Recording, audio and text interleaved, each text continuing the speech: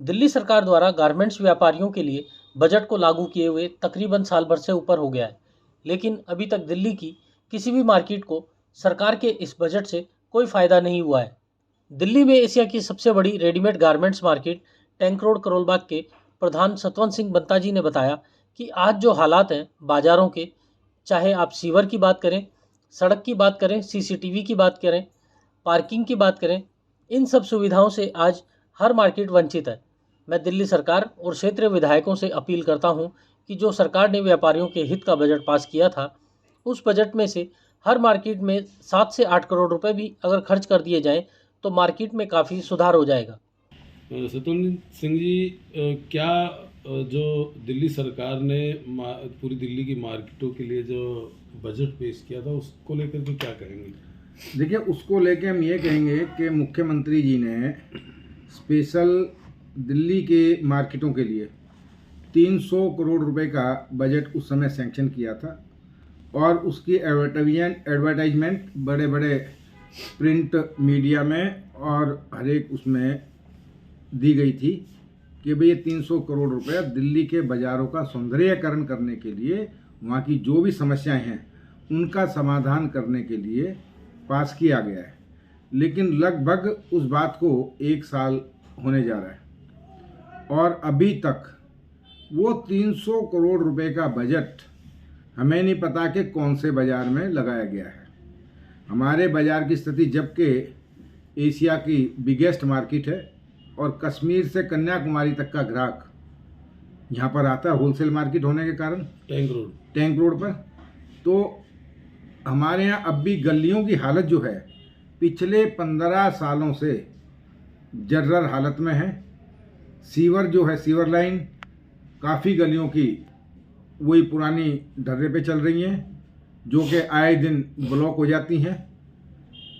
नीचे देवनगर का block number 1 या 6 नंबर ब्लॉक या इधर गोविंदगढ़ की सारी गलियां, ये सभी गलियां जो हैं डैमेज हुई पड़ी हैं। उसमें एक आध खालसा नगर की भी हैं, रामेश्वरी नेहरू नगर की भी हैं। तो वो 300 करोड़ रुपए का बजट मुख्यमंत्री से ये निवेदन है और हमारे यहाँ के क्षेत्रीय विधायक जो हैं कि उस 300 करोड़ में से मात्र 5-7 करोड़ ही कम से कम इस बाज़ार में लगा दिए जाएं, जिसमें कि बाज़ार का सुधार भी हो जाएगा और जो व्यापारी पूरे भारतवर्ष से आता है वो भी देखे कि हाँ भी बाज़ार की हालत कुछ ठीक हुए। तो इसके बारे में कभी स्थानीय विधायक से आपने चर्चा किया? स्थानीय विधायक जी को कई बार कहा कि भाई ये गलियों की जो है जर्जर हालत है, तो वो कहते हैं हाँ जी बस करवाएंगे। कुछ थोड़ा बहुत काम उन्होंने किया भी स्टार्टिंग में कि भाई कुछ खालसा नगर किया, Padam Singh road, Arya Samaj road, main tank road, ये उन्होंने बनवाए भी स्टार्टिंग में, लेकिन गलियों की हालत ज्यों की त्यों है। और लाइट व्यवस्था भी, जो तारें और उनका जो जंजाल है वो इस तरह से फैला हुआ है कि वो कभी भी कोई भी दुर्घटना जो है वो हो सकती है। मेन रोड पे ऐसे ही वायरिंग का हाल है कि फायर ब्रिगेड को आने में भी अगर कोई हादसा हो जाए तो फायर ब्रिगेड भी सीधी सीधी आने में उसको दिक्कत होगी। ऐसे तारे जो है नीचे की तरफ लटक रही हैं। सर, अगर देखा जाए तो एशिया की सबसे बड़ी मार्केट मानी जाती है टैंक रोड। कपड़ा व्यापारी बाहर से भी लोग आते हैं यहाँ पे। तो इसको लेकर अगर पार्किंग की बात की जाए, किस तरह की व्यवस्था है आपके इलाके में पार्किंग की? देखिए, पार्किंग की बहुत बड़ी कमी है जिस हिसाब से बाजार है।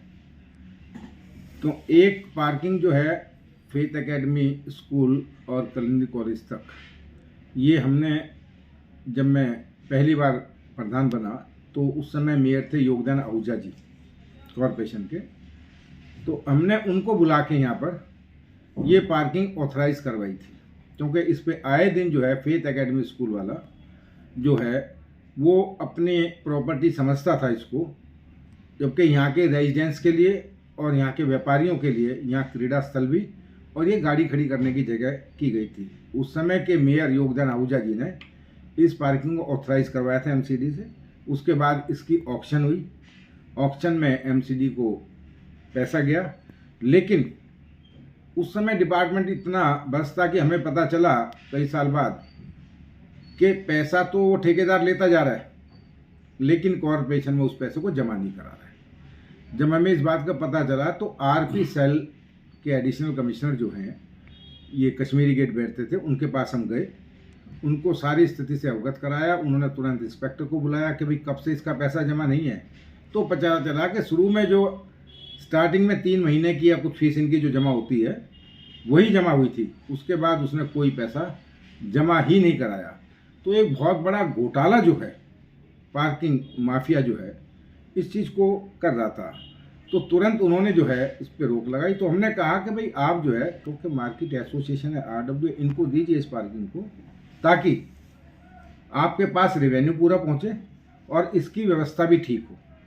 एक बहुत बड़ी जगह जो वर्षों से खाली पड़ी है, उस पर भी मल्टी लेवल पार्किंग का, चाहे वो पब्लिक पार्टनर के उसमें की जाए या स्वयं कॉरपोरेशन उसको बना के दे, ताकि कॉरपोरेशन का भी रेवेन्यू बढ़े और हमारे व्यापारियों को, जो दूर दूर से आते हैं व्यापारी, उनको भी सहूलियत मिले और बाद हमारा व्यापार भी बढ़े। व्यापार बढ़ेगा तो सरकार को GST के रूप में बहुत बड़ा रेवेन्यू और ज़्यादा बढ़ जाएगा। तो क्या MCDs द्वारा अब इस मार्केट के एसोसिएशन को पार्किंग अलॉट की गई? फिर नहीं, काफ़ी मशक्क़त के बाद उन्होंने जो कुछ भी हमसे मांगा, हमने सारा कुछ दिया, फाइल तैयार करके दी।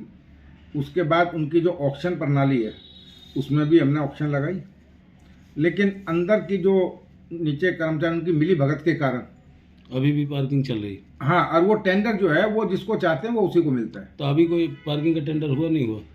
नहीं, अभी दोबारा नहीं हुआ है। हमने पीछे भी लेटर लिखा था। कितने सालों से नहीं हुआ? अभी लगभग 3-4 साल से नहीं है। और हमने उसके लिए भी लिखा था कि अभी ये जो है एसोसिएशन को दे दी जाए, क्योंकि हमारी जो गाड़ियाँ, एक छोटा एरिया जो है उसका ऑक्शन हुआ है, जो कि अपना कलिंदी कॉलेज से लेके जो पार्किंग स्टार्ट होती है हमारी, वहाँ से लेके और BL कपूर तक, ये किसी ठेकेदार को ऑक्शन की हुई है और वो पैसा वसूलता है। प्रधान जी का कहना है, क्योंकि देश विदेश और दिल्ली के आसपास के तमाम राज्यों से लोग यहाँ पर आते हैं, बाजार में सुविधा ना होने के कारण व्यापार पर काफ़ी असर पड़ता है। मैं सरकार से अपील करना चाहता हूँ कि सरकार इस मुद्दे पर ध्यान दे। ब्यूरो रिपोर्ट, राष्ट्र सर्च न्यूज़, दिल्ली, देश की आवाज़। ऐसे ही अपने क्षेत्र व अपने आसपास की खबरों, देश दुनिया की ताज़ा तरीन सभी खबरों को देखने के लिए देखते रहिए राष्ट्र सर्च न्यूज़ चैनल।